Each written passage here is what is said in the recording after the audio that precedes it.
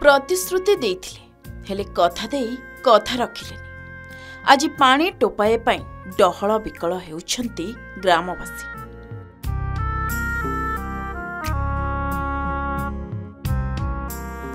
वर्ष वर्ष धरी प्रतिश्रुति शुणी शेषरे पानी टोपाए पाई बाध्य हेले रास्ता रोक करबाकू। आसिलाणी ग्रीष्म ऋतु, धीरे धीरे बढ़िलाणी ताती।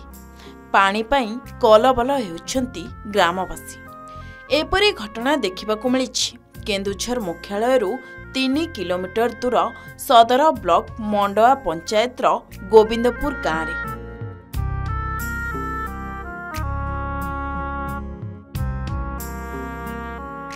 गाँ लोके पीवा पानी टोपाए पाई डहल विकल हेउछंती। प्रतिबाद रे शह शह महिला गरा बाल्टी डेक्ची धरी रास्ता अवरोध करुछंती। केन्दुझर पाटणा मुख्य रास्ता रे गाड़ी चलाचल संपूर्ण ठप हो जाइछि। पानी पाई रास्ता रोकाई से पानी पाइप खाली एमती अछि किंतु पानी आसुनी सेतिरे। टिबल गोटे टिबल पानी ठीक से बाहरुनी। बहुत घर अछि एठी पानी से बहुत असुविधा होछि। पानी ठीक से बाहरुनी माने अन्य जगह गुडा को जाइछि किंतु एडे पाखरे टाउन पाखरे कि पानी पे हमर बहुत असुविधा। पानी जमा आसुनी देखुना से पाइप अछि सेपटे भी बनाइछि सेठी किछि आसुनी। पानी नाही वर्ष वर्ष हेलाने हमर एठी पानी मिलुनी। बहुत असुविधा होछि पानी। काहे तो टिबल अछि हम देखु टिबल रे पानी बाहरुनी गोटे टिबल एठी हमर टिबल बहुत लोक अछंती आज्ञा। तो जदी न सुनिबे ताले कोन करियो हम एठी बसिथिबो। पानी रो सुविधा नाही बोली रास्ता अवरोध करिछु।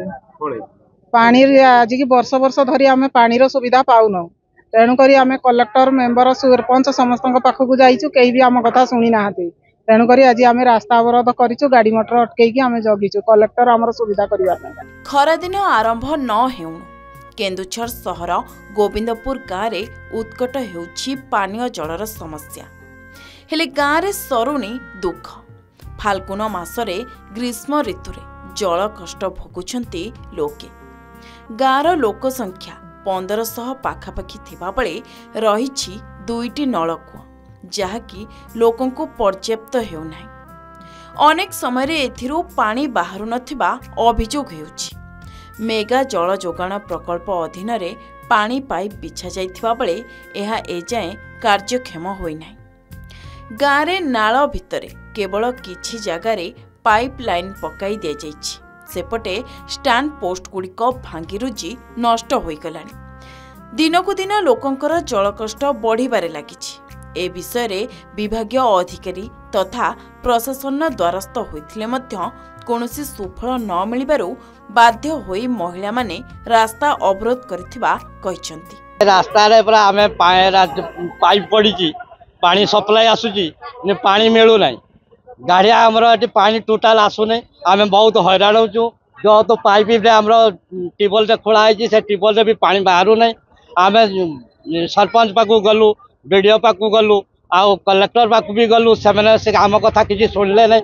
आम जेहतु आम हैरान होचु हैरान हवा तो आम 500,000 लोक ये अच्छा चलवाई से चली पार ना जेहतु से न चलवा हेतु आम ना रास्ता बंद कर मेगा प्रोजेक्ट जो पानी घरे घरे लगे कथा बर्तमान आम गाँव में पानी आसीपारी नहीं। पाइप बिछा है कि मात्रा बिछा अधा अधा छाड़ी से गाँ लोक समस्ते रास्ता रोक कर बचते काम संपूर्ण हो पानी केमती घर घर आसो।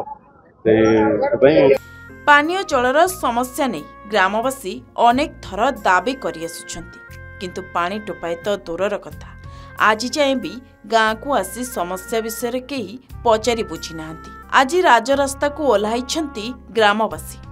एणु प्रशासन तत्पर होई एमानक गुहारी शुणी पानीय जल समस्या नहीं पदक्षेप ग्रहण कले पानीय जल संकट दूर होई पारंता। केन्दुझरु रंजन त्रिपाठी रिपोर्ट, के न्यूज ओडिशा।